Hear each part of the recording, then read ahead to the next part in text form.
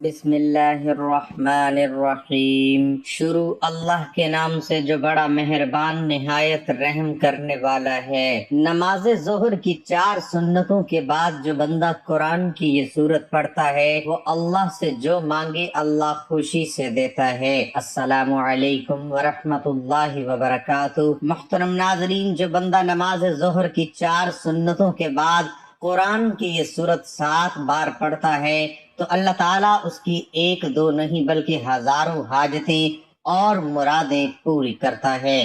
جو بھی منہ سے نکالے انشاءاللہ وہ مل جاتا ہے۔ ناظرین، حضور نبی کریم صلی اللہ علیہ وسلم فرماتے ہیں کہ جس نے ظہر کی پہلی 4 رکعتیں پڑھی گویا اس نے تہجد کی 4 رکعتیں پڑھی۔ فجر کی سنت کے بعد ظہر کی پہلی 4 سنتوں کا بہت مرتبہ ہے۔ حدیث میں خاص ان کے بارے میں حضور صلی اللہ علیہ وسلم نے ارشاد فرمایا کہ جو انہیں ترک کر دے گا اسے میری شفاعت نصیب نہ ہوگی۔ تو جو بندہ 4 سنتوں کے بعد یہ سورت پڑھ کر جب دعا کے لیے ہاتھ اٹھائے گا تو وہ جو مانگے گا اسے ملے گا۔ حضرت ابن عباس کا بیان ہے کہ یہ قرآن مجید کی آخری سورت ہے، یعنی اس کے بعد کوئی بھی مکمل سورت حضور صلی اللہ علیہ وسلم پر نازل نہیں ہوئی۔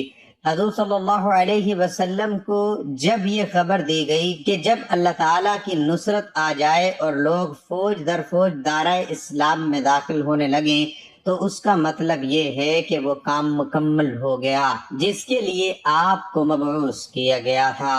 آپ صلی اللہ علیہ وسلم کو حکم دیا گیا کہ اب آپ اللہ تعالیٰ کی تسبیح و تحلیل میں لگ جائیں اور اللہ تعالیٰ کی طرف واپسی کی تیاری کیجیے اور اپنی امت کے لیے استغفار کیجیے۔ آپ دنیا کے سامنے یہ اسوہ پیش کیجیے کہ بڑی سے بڑی کامیابی اللہ تعالیٰ کی تائید اور نصرت کے بغیر ممکن نہیں۔ ایک بندہ بڑی سے بڑی کامیابی کے حصول کے بعد بھی غرور میں مبتلا ہونے کی بجائے ہمیشہ اللہ تعالیٰ سے اپنی کوتاہیوں کی معافی مانگتا ہے کہ جو کچھ میں نے کیا ہے وہ سراسر اللہ تعالیٰ کی عطا و بخشش ہے۔ میرا احساس تو یہ ہے کہ میں وہ کچھ نہ کر سکا جو مجھے کرنا چاہیے تھا۔ ناظرین اکرام، آج ہر انسان پریشان ہے، کسی کو جانی پریشانی ہے تو کسی کو مالی ہوتی ہے، اسی طرح سے کسی کو منصب کی پریشانی ہے تو کسی کو عزت و آبرو کی پریشانی ہوتی ہے۔ امیر اپنی کوٹھی میں پریشان ہے، اسے دولت سنبھالی نہیں جاتی تو غریب جھونپڑی میں کوئی روزگار اور حالات سے نالاں ہے۔ تقریباً ہر آدمی کسی نہ کسی فکر میں اور پریشانی میں مبتلا ہے۔ دلی سکون، قرار اور اطمینان حاصل کرنے کی ہر ایک اپنے ذہن اور اپنی سوچ کے مطابق اپنی پریشانی کی خود تشخیص کر کے ان کے علاج میں لگا رہتا ہے۔ کوئی اقتدار، منصب یا عہدے میں سکون تلاش کرتا ہے، مگر جب اسے مطلوبہ منصب مل جاتا ہے تو پتہ چلتا ہے کہ اس میں تو سکون نام کی کوئی چیز ہی نہیں ہے، بلکہ منصب کی ذمہ داریوں اور منصب کے زوال کے اندیشوں کی صورت میں اور زیادہ تفکرات ہیں۔ کسی نے سمجھا کہ سکون صرف مال و دولت کی کثرت اور پروانی میں ہی پوشیدہ ہے، مگر حقیقت یہ ہے کہ جن لوگوں کو یہ مال و دولت حاصل ہو ان میں سے اکثر کا حال یہ ہے کہ کاروباری تفکرات، ترقی کا شوق، دن بدن بڑھتی ہوئی حرص اور تجارت میں نقصان کے اندیشوں سے ان کی راتوں کی نیندیں حرام ہیں۔ پھر کسی نے رقص کو باعث سکون جانا، مگر وقتی اور عارضی لذت کے بعد پھر بھی بے چینی اور اضطراب برقرار رہتا ہے۔ کسی نے منشیات کا سہارا لیا، مگر اس میں بھی صرف عارضی دل بہلاوا ہی ہوتا ہے، عارضی فائدہ اور دائمی نو انسان۔ کسی نے نت نئے فیشن کر کے دل بہلانے کی کوشش کی، مگر سکون و قرار نہ ملا، جبکہ دینی ذہن رکھنے والوں کا یہ خیال ہے کہ مختلف پریشانیوں اور مصیبتوں سے بچاؤ کا اصل طریقہ اور ان کا حقیقی علاج صرف ایک ہی ہے کہ اپنے آپ کو گناہگار، خطا کار، نافرمان اور قصوروار سمجھتے ہوئے اللہ تعالیٰ سے معافی مانگی جائے اور گناہوں کو چھوڑ کر اللہ تعالیٰ کو راضی کر لیا جائے، کیونکہ سکون اور راحت کے سب خزانے اللہ تعالیٰ کے پاس ہیں۔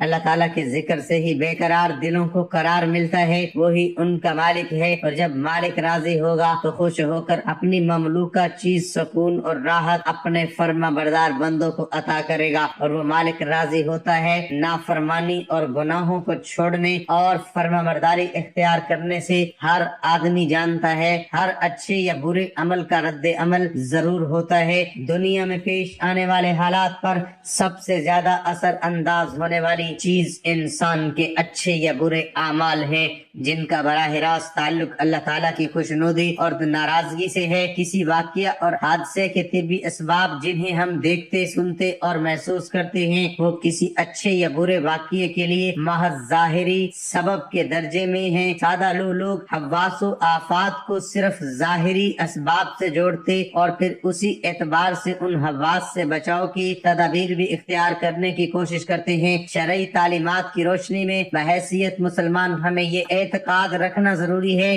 کہ یہ سب کچھ اللہ تعالیٰ کے حکم اور امر سے ہوتا ہے، جس کا عقل اور حواس خمسہ کے ذریعے ادراک کرنے سے ہم قاصر ہیں۔ وہی الہی اور انبیاء علیہ السلام کے ذریعے اللہ تعالیٰ نے جزا و سزا کا جو نظام سمجھایا ہے، وہ ہمیں اس غیبی نظام کے بارے میں آگاہ کرتا ہے۔ وہ یہ کہ کسی بھی واقعے اور حادثے کا اصل اور حقیقی سبب اللہ تعالیٰ کی رضامندی اور ناراضگی ہے۔ اللہ تعالیٰ کے حالات کو خواہ اچھے ہوں یا برے انسانی اعمال سے جوڑا اور وابستہ فرمایا ہے۔ چنانچہ انسان کے نیک و بد اعمال کی نوعیت کے اعتبار سے احوال و مرتب ہوتے ہیں۔ صحت و مرض و نفع و نقصان، کامیابی اور ناکامی، خوشی و غمی، بارش و خشک سالی، مہنگائی و ارزانی، بد امن بدامنی اور دہشت گردی، وبائی امراض، زلزلہ، طوفان، سیلاب وغیرہ، یہ سب ہمارے نیک بد اعمال کا ہی نتیجہ ہوتے ہیں۔ بالفرض دیگر ان سب اعمال کے ظاہری اسباب کچھ بھی ہوں، مگر حقیقی اسباب ہمارے نیک و بد اعمال ہوتے ہیں۔ ہر تکلیف و آزمائش، سہولت و خوشی اللہ تعالیٰ کی طرف سے ہی ہوتی ہے۔ اس لیے پریشانیوں اور مصائب کا حل رجوع اللہ ہے، یعنی اللہ تعالیٰ کی طرف متوجہ ہونا، اللہ تعالیٰ کی طرف توبہ و استغفار کے ذریعے بھی متوجہ ہوں اور اپنے مسائل کا حل اللہ تعالیٰ کے حوالے کر دیں۔ گویا اللہ تعالیٰ کو اپنے مسائل کے حل کا وکیل بنا دیجئے۔ اللہ تعالیٰ کبھی آپ کو بے سہارا نہیں چھوڑیں گے انشاءاللہ۔ نیز اس کے ساتھ شکر گزاری کی کیفیت پیدا کیجئے۔ بظاہر ہمیں محسوس ہوتا ہے کہ ہمیں کوئی نعمت حاصل نہیں اور ہر طرف سے ہم پریشانیوں میں گھرے ہوئے ہیں، جبکہ لگتا ہے کہ ہم اللہ تعالیٰ کی بے شمار نعمتوں میں ڈوبے ہوئے ہیں۔ اس لیے ظاہر میں پریشانی ہی کیوں نظر نہ آئے، انسان کا کام ہر وقت مالک کا شکر ادا کرنا ہے۔ اللہ تعالیٰ ضرور اپنے انعامات میں اضافہ فرمائیں گے اور دنیاوی پریشانیاں بھی انشاءاللہ حل فرمائیں گے۔ لہٰذا سب گھر والے اپنے اعمال کا محاسبہ کریں۔ اگر نمازوں کی پابندی نہیں ہے تو 5 وقت نماز کا اہتمام شروع کر دیں اور نمازوں کے بعد دعاؤں کا بھی اہتمام کریں۔ ناظرین اکرام، کئی طرح کے خوفناک اور عبرت انگیز واقعات، خواہ انفرادی ہوں یا اجتماعی، دراصل اللہ تعالیٰ کی طرف سے ہمارے لیے ایک الارم اور تنبیہ ہوتی ہے تاکہ انسان اپنے اعمال کا محاسبہ کرے اور کوئی تنبیہ اس کی غفلت دل کو جنبش دینے میں کامیاب ہو جائے۔ دنیا میں پیش آنے والے اچھے یا برے واقعات سے حاصل ہونے والا انسانی تجربہ اس پر شاہد ہے کہ بہت سارے لوگوں اور قوموں پر اللہ تعالیٰ کی نافرمانی کی وجہ سے دنیا میں ہی مختلف قسم کے عذابات آئے ہیں۔ مثلا کوئی مسخ کیا گیا، کوئی زمین میں دھسایا گیا، کوئی دریا میں غرق کیا گیا، کوئی طوفان کی نظر ہوا۔ ان تباہ شدہ اقوام کے بستیوں کے کھنڈرات آج بھی اس حقیقت پر واضح ہیں کہ نافرمانی کی سب سے بڑا سبب پریشانی ہے۔ اللہ تعالیٰ نے قرآن مجید اور حضور صلی اللہ علیہ وآلہ وسلم نے احادیث مبارکہ میں اعمال کی حسب و نوعیت تاثیرات کو ایسی کرنی ویسی بھرنی کے بے مصادق مختلف پہلو اور طریقوں سے بیان فرمایا ہے۔ امت کو بد عملیوں کے برے نتائج سے آگاہ فرما کر اعمال کی اصلاح کا حکم بھی دیا ہے، جو آیات اور حضور صلی اللہ علیہ وآلہ وسلم کی سینکڑوں احادیث مبارکہ سے صراحتاً ثابت ہے۔ اللہ تعالیٰ نے قرآن مجید کی سورۃ نحل میں فرمایا ہے ترجمہ: جو شخص نیک عمل کرے، مرد ہو یا عورت، لیکن با ایمان ہو، تو ہم اسے یقیناً نہایت بہتر زندگی عطا فرمائیں گے اور ان کے نیک اعمال کا بہتر بدلہ بھی انہیں ضرور دیں گے۔ سورۃ نحل آیات میں اللہ تعالیٰ کا فرمان ہے کہ نیکی پرسکون زندگی کا سبب ہے۔ چنانچہ دو چیزوں ایمان اور اعمال صالحہ کے موجود ہونے پر اللہ تعالیٰ نے پر لطف اور پرسکون زندگی عطا فرمانے کا وعدہ کیا ہے۔ عام آدمی بھی یہ آیات پڑھ کر یہ نتیجہ نکال سکتا ہے کہ ایمان اور اعمال صالح نہ ہوں یا کوئی ایک نہ ہو تو پرسکون زندگی نصیب نہ ہوگی بلکہ پریشان زندگی نصیب ہوگی۔ اس لیے ہمیں دولت کے ساتھ ساتھ اللہ تعالیٰ سے نیک اعمال کرنے کی دعا کرنی چاہیے تاکہ ہماری دنیا و آخرت دونوں سنور جائے۔ حضرت ابو ہریرہ رضی اللہ تعالیٰ عنہ سے روایت ہے کہ نبی کریم صلی اللہ علیہ وسلم نے ارشاد فرمایا کہ انسان پر صدقہ واجب ہے۔ اس طرح ایک اور جملہ آپ نے ارشاد فرمایا، تم میں سے جو آدمی بھی صبح کا سورج دیکھتا ہے اس کے ہر جوڑ پر صدقہ واجب ہو جاتا ہے۔ یعنی نبی کریم صلی اللہ علیہ وسلم کے ان ارشادات کی روشنی میں ہمیں پتہ چلتا ہے کہ جیسے ہی ہم پر اگلا دن چڑھتا ہے، ہمارے جتنے بھی جوڑ ہیں، یعنی ہمارے جسم میں 360 کے قریب جوڑیں، ان تمام فہرست کا صدقہ واجب ہو جاتا ہے۔ لیکن ہم میں سے کتنے ایسے لوگ ہیں جو کہ اپنے جسم پر واجب ہونے والے اس صدقے کو دیتے ہیں؟ ہم میں سے زیادہ تر لوگ تو تب ہی صدقہ دیتے ہیں جب ہم بیمار پڑتے ہیں یا ہم پر کوئی بڑی مصیبت نازل ہو جاتی ہے۔ اس سے پہلے تو صدقہ دینے کا نہ تو ہمارے ذہن میں کوئی تصور ہوتا ہے اور نہ ہی ہم میں سے زیادہ تر لوگ صدقہ دیتے ہیں، اور یہی وجہ ہے کہ ہماری زندگیوں میں اچانک سے مصیبتیں، پریشانیاں اور تنگی آتی چلی جاتی ہیں اور ہمیں سمجھ نہیں آ رہا ہوتا کہ ہم زندگی میں ایسی کون سی غلطی کر رہے ہیں جس کی وجہ سے ہماری زندگی میں مسئلے اور پریشانیاں بڑھتی جا رہی ہیں۔ ہم پر بلائیں نازل ہوتی رہی ہیں، ہم پر رزق کی تنگی ہو رہی ہے اور ہم مسلسل پریشانیوں کے بوجھ کے نیچے دبے جا رہے ہیں۔ اصل میں وہ وجہ ہوتی ہے صدقہ نہ دینا۔ اسلامی تعلیمات اور نبی کریم صلی اللہ علیہ وسلم کے مختلف ارشادات کی روشنی میں ہمیں پتہ چلتا ہے کہ آسمان سے بلائیں نازل کی جاتی ہیں۔ یہ بلائیں اپنے مختلف بیماریاں، مصیبتیں اور پریشانیاں لے کر آتی ہیں۔ کوئی بلا اپنے ساتھ بیماری لاتی ہے تو کوئی حادثہ، تو کوئی رزق کی تنگی، لیکن صدقہ کرنا ہمیں نہ صرف ان بلاؤں سے بچاتا ہے بلکہ غربت اور پریشانیوں سے بھی بچاتا ہے۔ صدقے کی وجہ سے ہمارے رزق اور دولت میں اضافہ ہوتا ہے اور گھر میں برکت ہوتی ہے۔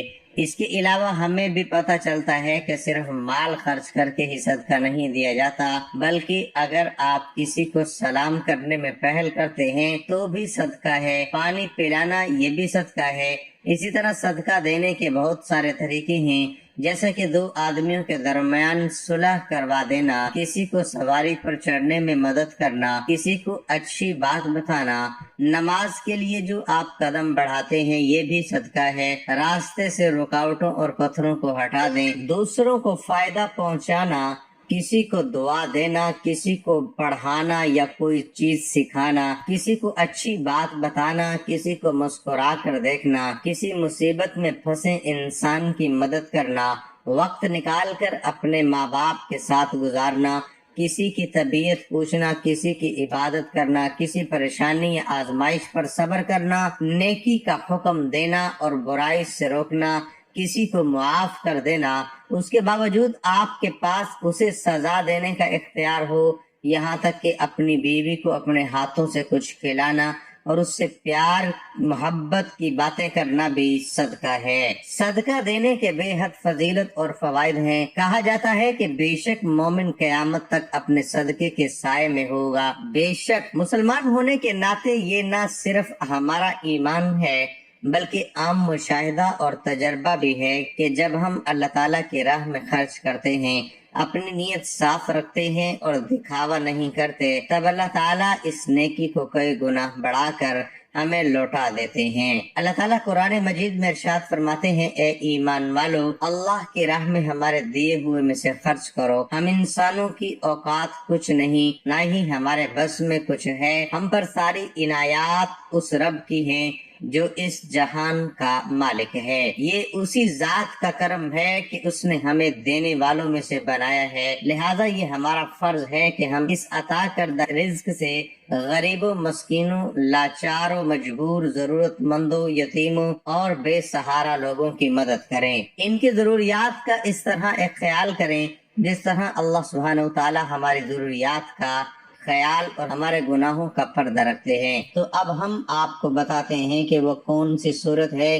تو وہ قرآن پاک کی صورت النصر ہے۔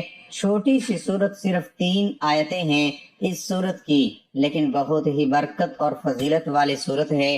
سورت نصر کی پہلی آیت اذا جاء نصر اللہ والفتح، ایک کی لفظ نصر کو اس صورت کا بیان دیا گیا ہے۔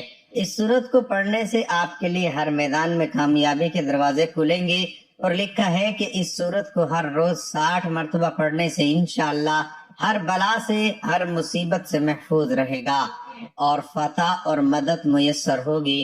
ایک بار میرے ساتھ بھی سورۃ نصر کی تلاوت سماعت فرمائیں تاکہ ثواب ملے۔ بسم اللہ الرحمن الرحیم اذا جاء نصر اللہ والفتح ورأیت الناس يدخلون فی دین اللہ افواجا فسبح بحمد ربک واستغفر انہ کان توابا۔ جب اللہ کی مدد اور فتح آئے اور لوگوں کو تم دیکھو کہ اللہ کے دین میں فوج در فوج داخل ہوتے ہیں، اپنے رب کی ثنا کرتے ہوئے اس کی پاکی بولو اور اس سے بخشش چاہو، بے شک وہ بہت توبہ قبول کرنے والا ہے۔ تو ناظرین، سورۃ نصر کو ظہر کی 4 سنتوں کے بعد صرف 7 مرتبہ روزانہ پڑھنے کا معمول بنا لیں۔ انشاءاللہ جو سوچیں گے ویسے ہی ہوگا، جو مانگو گے وہ ملے گا، بس یقین اور ایمان مضبوط ہونا چاہیے۔ اللہ تعالیٰ زندگی سے ہر چھوٹی بڑی پریشانی کا نام و نشان ختم کر دے گا۔ حضور صلی اللہ علیہ وسلم نے فرمایا، اللہ تعالیٰ فرماتے ہیں میرے ذکر کے لیے وقت نکالو، میں تمہارے کاموں میں برکت عطا کروں گا، ورنہ دنیاوی کاموں کی کثرت ان پر اس قدر مسلط کر دوں گا کہ تمہیں فرصت ہی نہ ہوگی اور سکون سے محروم ہو جاؤ گے۔ ناظرین، اس لیے تھوڑا سا وقت نکال کر اللہ تعالیٰ کا ذکر کیا کریں، نماز پڑھیں، قرآن پاک کی تلاوت کریں، درود پاک پڑھیں، اللہ رب العزت کا ہر حال میں شکر ادا کریں تو اللہ تعالیٰ بہت خوش اور راضی ہوتا ہے۔ اس کے ساتھ ہی حسبنا اللہ و نعم الوکیل کی ایک تسبیح پڑھنی ہے اور اللہ تعالیٰ سے دعا مانگنی ہے۔ ہر طرح کی مشکل و پریشانی میں صرف اللہ تعالیٰ پر ہی توکل کرنا چاہیے اور زبان پر یہ الفاظ لانے چاہیے، حسبنا اللہ و نعم الوکیل، ہمیں اللہ ہی کافی ہے اور وہ بہترین کارساز ہے۔ حضرت ابن عباس رضی اللہ عنہ کا بیان ہے کہ حسبنا اللہ و نعم الوکیل کا کلمہ حضرت ابراہیم علیہ السلام نے اس وقت پڑھا تھا جب انہیں آگ میں ڈالا گیا، تو اللہ تعالیٰ نے آگ کو ٹھنڈک اور سلامتی والی بنا دیا، اور یہی کلمہ حضرت محمد مصطفیٰ صلی اللہ علیہ وآلہ وسلم نے اس وقت کہا تھا جب لوگوں نے کہ کفار نے آپ کے مقابلے میں لشکر جرار تیار کیا ہے تو اس سے ڈرو، مگر اس سے آپ کے ایمان میں اور بھی اضافہ ہو گیا، اور آپ نے فرمایا کہ ہمیں اللہ کافی ہے اور وہ بہت اچھا کارساز ہے۔ حضرت ابو ہریرہ رضی اللہ تعالی عنہ نبی کریم صلی اللہ علیہ وآلہ وسلم سے روایت کرتے ہیں کہ آپ صلی اللہ علیہ وآلہ وسلم نے فرمایا کہ ایک تاجر لوگوں کو قرض دیتا تھا، جب کسی کو تنگ دست پاتا تو اپنے نوجوانوں سے کہتا کہ اس کو معاف کر دو، شاید کہ اللہ تعالی ہم لوگوں کو بھی معاف کر دے، چنانچہ اللہ تعالیٰ نے اس کو بھی معاف کر دیا۔ حضرت ابو ہریرہ رضی اللہ عنہ سے روایت ہے کہ رسول اللہ صلی اللہ علیہ وآلہ وسلم کی خدمت میں ایک دیہاتی آیا اور اس نے عرض کیا، اللہ کے رسول صلی اللہ علیہ وآلہ وسلم، مجھے کوئی ایسا کام بتا دیجئے کہ اگر میں اس پر عمل پیرا ہوں تو جنت میں داخل ہو جاؤں گا۔ آپ صلی اللہ علیہ وآلہ وسلم نے فرمایا، اللہ تعالیٰ کی عبادت کرو اور اس کے ساتھ کسی کو شریک نہ کرو، نماز پابندی سے پڑھو اور فرض، زکوٰۃ ادا کرو اور رمضان کے روزے رکھو۔ دیہاتی نے یہ سن کر کہا، قسم اس اللہ کی جس کے دستے قدرت میں میری جان ہے، میں کبھی اس میں کمی پیشی نہیں کروں گا۔ پھر جب وہ پشت پھیر کر چلا گیا تو رسول اللہ صلی اللہ علیہ وآلہ وسلم نے فرمایا، جس آدمی کو جنتی آدمی دیکھنے سے خوشی ہو تو وہ اس شخص کو دیکھ لے۔ حضرت ابو ہریرہ رضی اللہ تعالی عنہ سے روایت روایت ہے کہ رسول اللہ صلی اللہ علیہ وآلہ وسلم نے فرمایا جب مسلمان یا مومن بندہ وضو کرتا ہے اور اپنا چہرہ دھوتا ہے تو اس کے چہرے سے پانی کے ساتھ یا پانی کے آخری قطرے کے ساتھ وہ تمام گناہ معاف ہو جاتے ہیں جو اس نے اپنی آنکھوں سے دیکھ کر کیے تھے۔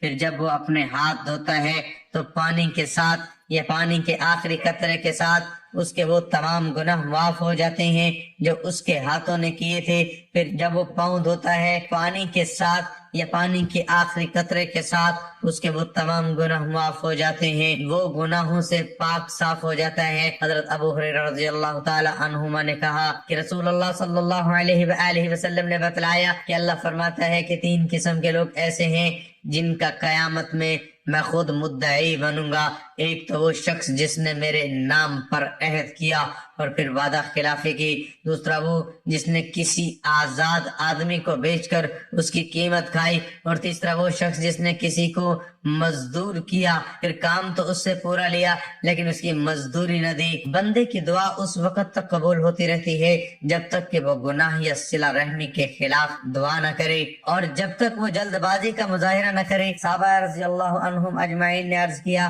جلد بازی کرنا کیا ہے اے اللہ کے رسول؟ تو ارشاد فرمایا جلد بازی یہ کہنے لگے میں نے دعا کی اور دعا کی لیکن مجھے اپنی دعا کی قبولیت ہوتی ہوئی دکھائی نہیں دیتی، بس پھر وہ حسرت کا شکار ہو جاتا ہے اور دعا کرنا چھوڑ دیتا ہے۔ حضرت ابو ہریرہ رضی اللہ عنہ سے روایت ہے کہ رسالت مآب صلی اللہ علیہ وآلہ وسلم نے فرمایا جس نے سورج کی مغرب سے طلوع ہونے سے پہلے توبہ کر لی تو اللہ اس کی توبہ قبول کر لیں گے۔ اللہ تعالیٰ سے دعا ہے کہ اے کل جہاں کے مالک ہم سب کو نماز اور قرآن پاک پڑھ کر تیرا شکر ادا کرنے اور بہتر عمل کرنے کی توفیق دے۔ ناظرین کمنٹ باکس میں